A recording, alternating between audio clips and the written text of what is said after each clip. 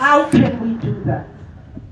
Breastfeeding is easier when your workplace provides support and dedicated time and space to make this happen.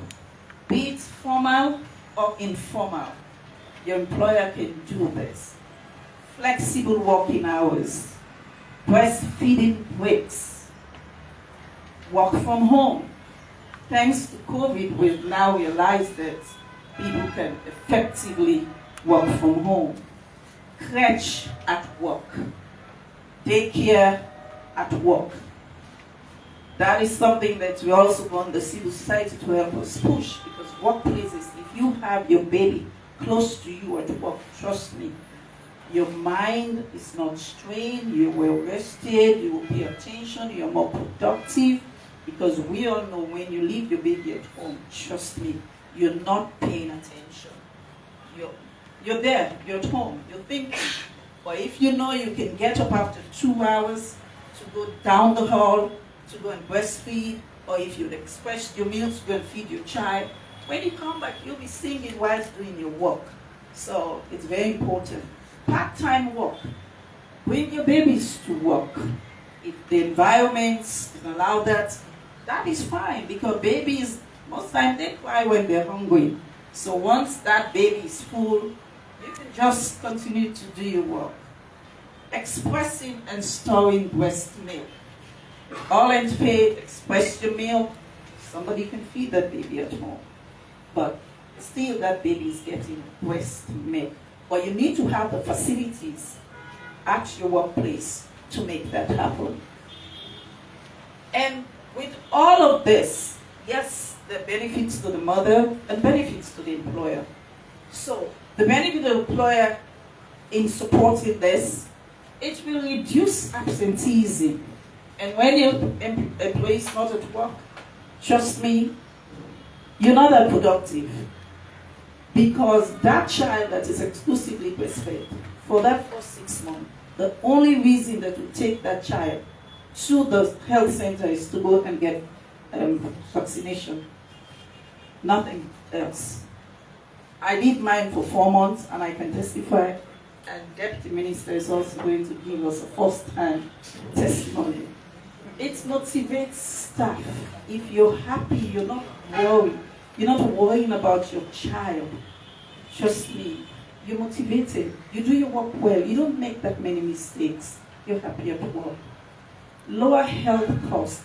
Can you imagine for the first 6 months, the only thing that takes your child to the hospital is for immunization. It's not for malaria. It's not for diarrhea. It's not for anything else. So that is really decreased costs, healthcare costs. So that is really saving Ministry of Health. Improve morale and greater employee loyalty. Imagine you give that employee all that flexibility, you show understanding, you kind of become human. That's employee. It's not even going to think about leaving that job. That employee is loyal, is dedicated, they will give their best to their workplace.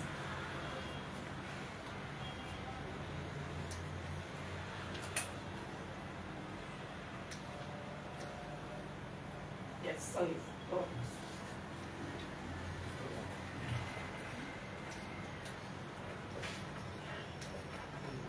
So the buzz here is advocacy. Advocacy, baby-friendly workplaces, baby-friendly communities. For us now, we have baby-friendly hospitals because we want all the hospitals to be baby-friendly. We want the communities to be baby-friendly, workplaces to be baby-friendly, so that mothers can come to a workplace that is safe and conducive for themselves and their babies. Policymakers at national and local governments, this is the responsibility. And not just government now have enacted the laws, but we, the local governments, other private sectors, need to make sure we provide the conducive environment to make this work. Even at the marketplaces, we can provide safe and nice sitting areas for mothers to breastfeed, because most times women take the babies to work in some setting, but let them have a nice conducive area to breastfeed. Employers, formal and informal, advocacy, the media, we need you guys to make sure this advocacy gets out. Community leaders and family themselves, because the family are the pivotal point of every community. So we need to demand what is best for mother and child. And we have some recommendations here that we think will help. We have for government and policymakers. Now we have the Breast Milk Substitute Act of 2021. We need to make sure it's implemented. We need to monitor. And we also need to make sure we monitor and evaluate the paternity leave to make sure that is happening. Because it's not just, now in 14 weeks, we make sure mothers are getting what's rightfully theirs. We need to advocate for family-friendly workplaces and public places. Offices, ministries should try to provide crèches, daycare centers, and see how this can help employees coming to work. Flexibility for parents. This is something that a parent can negotiate with the employer. It's not a one-size-fits-all. It's something that you can discuss with the employer and see how flexible they can be with you. Employers, guarantee the stipulated 14 weeks maternity leave. This is very important, and women should not suffer now because we have increase in maternity leave. Employers should be grateful, because now they're going to get more productivity, not to say, the time they don't hit, they don't play with you. No. Provide breastfeeding rooms and breaks. Offer flexible work schedules. Arrange subsidized childcare near the workplace. These are things that employers can help with. If there is a daycare close to your workplace where the mother can take the child and then have their breastfeeding break, I think that will help. The health sector. We should also look at breastfeeding as an occupational health issue. So, these are things as healthcare providers we should also be concerned with. It's an occupational health issue. Let us try to see it like that and help lactating mothers do this properly. Health workers should support mothers antenatally and postnatally to make sure during antenatal period, that's when we start talking to mothers about how they can plan their maternity leave, how they can approach their employers, so that when postnatal comes, that is all arranged before they go back to work. Parents should also speak with the employer as early as possible on maternity leave and plans for breastfeeding at work. Negotiate return to work conditions to maintain the ability to breastfeed, because this is a critical time where we see a drop in breastfeeding when mothers are going back to work. To support breastfeeding mothers to establish and to maintain even when they are at work. It is very important that we do that. We see all the 17 SDGs. Breastfeeding really have everything to do with the 17 SDGs. That's right.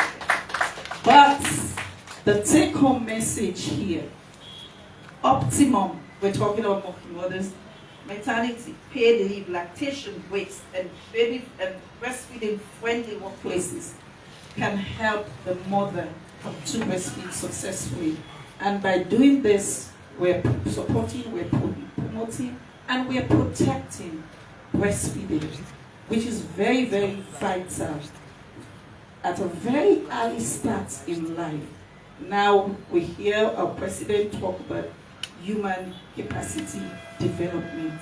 It starts when that child is in vitro and continue when the child is well breastfed for the first 6 months of life. That is the good foundation of the beginning. That's the good foundation of the start in life for a very productive nation. So, thank you. Thank you very much,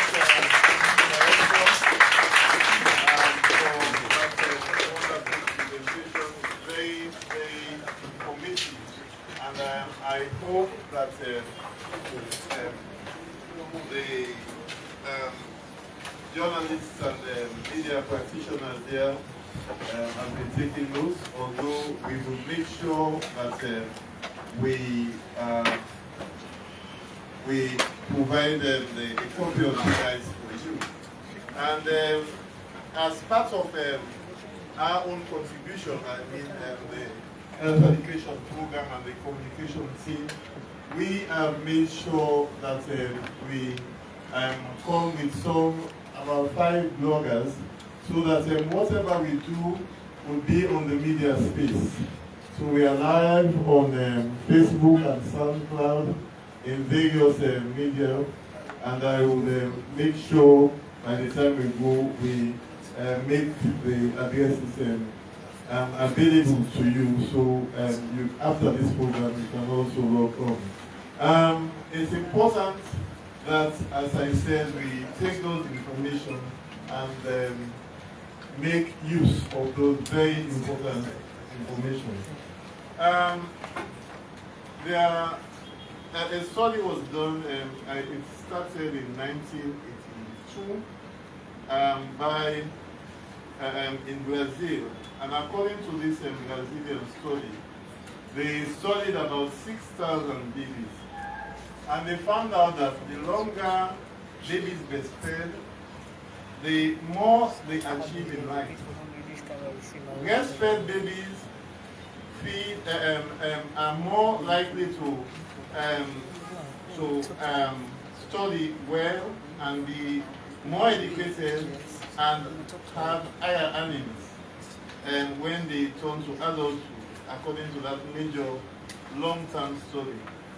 So this underscores the importance of breastfeeding, because I have highlighted 2 in our own local setting, and this one is coming from a Brazilian study.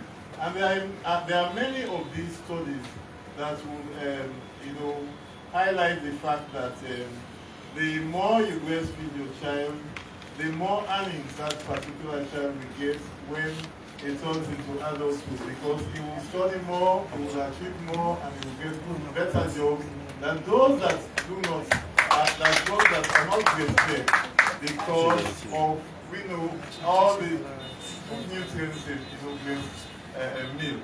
So it's very important, journalists,